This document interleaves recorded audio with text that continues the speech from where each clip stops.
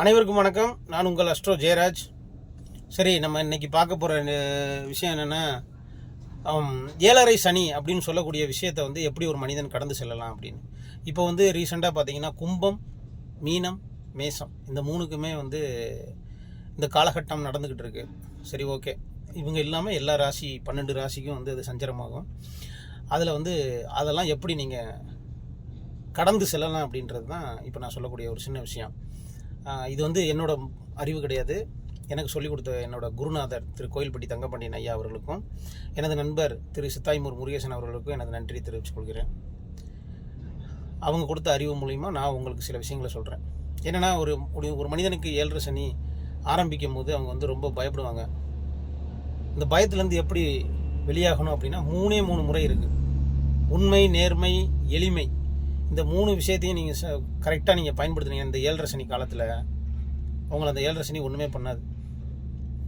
அதுக்கடுத்து இன்னொரு விஷயமும் இருக்குது. அது என்னென்னா, 7.5 சனி வந்து சனி பகவான் உங்களுக்கு யாராக இருக்கார், உங்கள் பிறந்த கால ஜாதகத்தில் உங்களுக்கு நட்பில் இருக்காரா, 5ஆம் இடத்துல இருக்காரா, 9ஆம் இடத்துல இருக்காரா, பகை வீட்டில் இருக்காரா, மறைவு ஸ்தானத்தில் இருக்காரா, கேந்திர திரிகோணத்தில் இருக்காரா, காம திரிகோணத்தில் இருக்காரா அப்படின்றத பொறுத்து அது வந்து மாறும் பலன்கள்.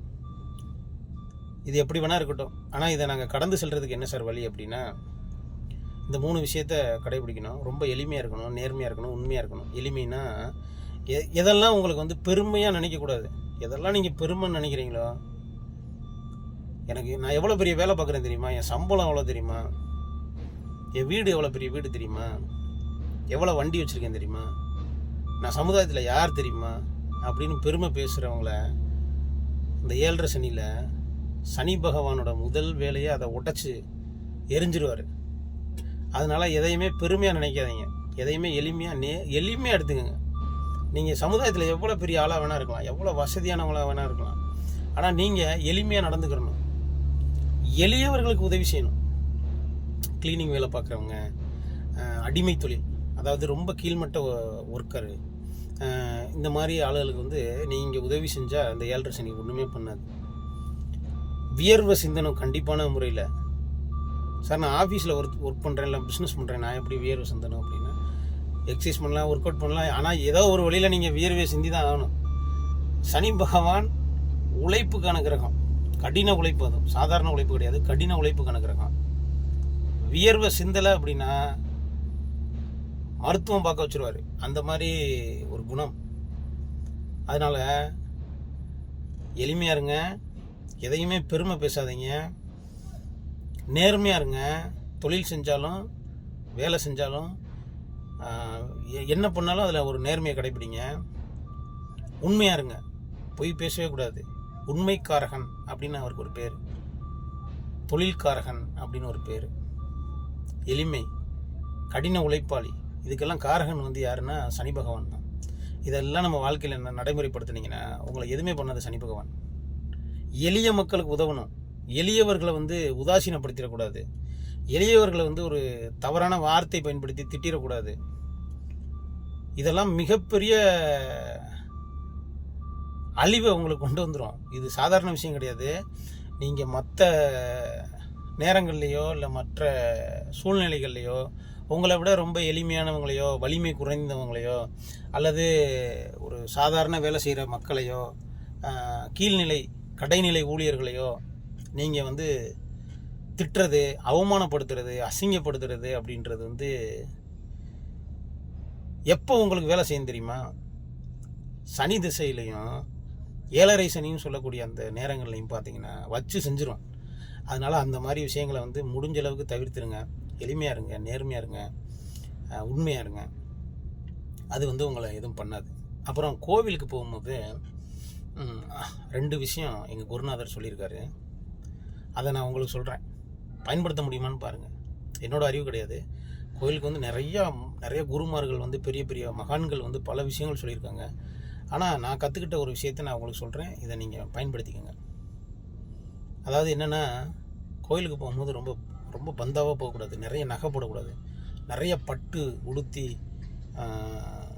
கையில் ப்ரேஸ்லெட்டு, வாட்ச்சு, பிராண்டட் செல்ஃபோனு, அந்த செல்ஃபோனை கூட பாக்கெட்டில் வைக்க மாட்டாங்க, கையிலே வச்சு அப்படியே கும்பிடுவாங்க. அந்த மாதிரிலாம் பண்ணக்கூடாது. அதெல்லாம் மிகப்பெரிய தவறு.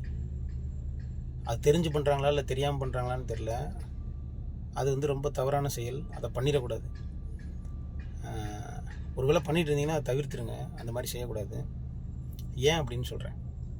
நாம் வந்து கடவுள்கிட்ட ஒரு விஷயத்தை கேட்க போகிறோம். எனக்கு வந்து நல்ல ஒரு தொழில் கொடு, ஒரு வருமானம் கொடு, என் குடும்பத்தை காப்பாற்று, எனக்கு நன்மை செய், எனக்கு சமுதாயத்தில் நல்ல அந்தஸ்து பேர் புகழ் கொடு அப்படின்னு கேட்க போகிறோம். நாம் கேட்க போகும்போது நாம் எளிமையாகவும் பணிவாகவும் தான் போகணும். நாம் இவ்வளோ பந்தாவாக போய் கேட்டோம்னு வச்சுக்கோங்களேன், கிடைக்கவே கிடைக்காது. அதே மாதிரி உங்களுக்கு ஏதாவது ஒரு விஷயம் தேவைப்படும். எனக்கு வீடு வேணும், நான் வீடு கட்டணும், நான் சொந்த தொழில் ஆரம்பிக்கணும், எனக்கு குழந்தை பிறக்கணும் அப்படின்னு நீங்கள் எதெல்லாம் கடவுள்கிட்ட வேண்டி கேட்க வரமாக கேட்குறீங்களோ அதெல்லாம் ஏறு பொழுது அப்படின்னு சொல்லக்கூடிய பகல் பொழுது காலை 6 மணி முதல் மதியானம் 12 மணிக்குள்ளே போய் கேட்கணும். எதெல்லாம் உங்களை விட்டு ஒளிஞ்சு போகணும் அப்படின்னு நினைக்கிறீங்களோ, கடன் என்னை விட்டு தீர்ந்து போகணும், நோய் என்னை விட்டு போகணும், வறுமை என்னை விட்டு அகலணும், நான் படுற கஷ்டம் துன்பம் அனைத்தும் என்னை விட்டு விலகணும் அப்படின்னு எதெல்லாம் உங்களை விட்டு விலகணும்னு நினைக்கிறீங்களோ அதெல்லாம் இறங்கு பொழுது அப்படின்னு சொல்லக்கூடிய மதியானம் 12 மணிலேருந்து இரவு 6 மணி வரை, மாலை 6 மணி வரை இருக்கிற அந்த இறங்கு பொழுதில் போய் நீங்கள் வேண்டிக்கலாம். அது நடக்கும். அதுக்கு தகுந்த மாதிரி தான் அந்த வைப்ரேஷன் இருக்கும். இது என்னோடய குருநாதர் சொல்லி கொடுத்த ஒரு விதம். எல்லாரும் போய் கோயிலில் வேண்டுறோம், ஏன் சார் நடக்கலை அப்படின்னா அதுக்கும் ஒரு சில நுணுக்கங்கள் இருக்குது. அந்த நுணுக்கங்களில் இது ஒரு பார்ட். இது மாதிரி பல விஷயங்கள் இருக்குது. நான் அடுத்தடுத்த வீடியோக்களில் வந்து நான் ஒவ்வொன்றா ஒவ்வொரு விஷயம் சொல்கிறேன். நான் இப்போ சொல்லக்கூடிய விஷயம் வந்து இதுதான். ஏறு பொழுதில் போகும்போது உங்களுக்கு வேணுங்கிறத கேட்கணும், இறங்கு பொழுதில் போகும்போது உங்களுக்கு வேணாங்கிறத சொல்லணும், உங்களை விட்டு அகல்றத சொல்லணும். இதை நீங்கள் கடைபிடிச்சு வந்தீங்கனாலே உங்கள் வேண்டுதல் நிறைவேறும். சனி திசையாக இருந்தாலும் சரி, ஏழரை சனியாக இருந்தாலும் சரி, அல்லது லக்னத்தில் சனி உங்களுக்கு இருந்தாலும் சரி, இதை மட்டும் கடைபிடிங்க. எளியவர்களுக்கு நன்மை செய்யுங்க. எளியவர்களை அவமானப்படுத்திடாதீங்க. எளியவர்களுக்கு முடிந்தளவு உதவி செய்யுங்க. உங்கள் வாழ்க்கை ரொம்ப பிரகாசமாக இருக்கும். நீங்கள் வந்து இந்த சனி திசையவோ ஏழரை சனியவோ மிக எளிய முறையில் கடந்து போயிட்டே இருக்கலாம். உங்களுக்கு அவ்வளோ நன்மை செய்யும். நன்றி, வணக்கம்.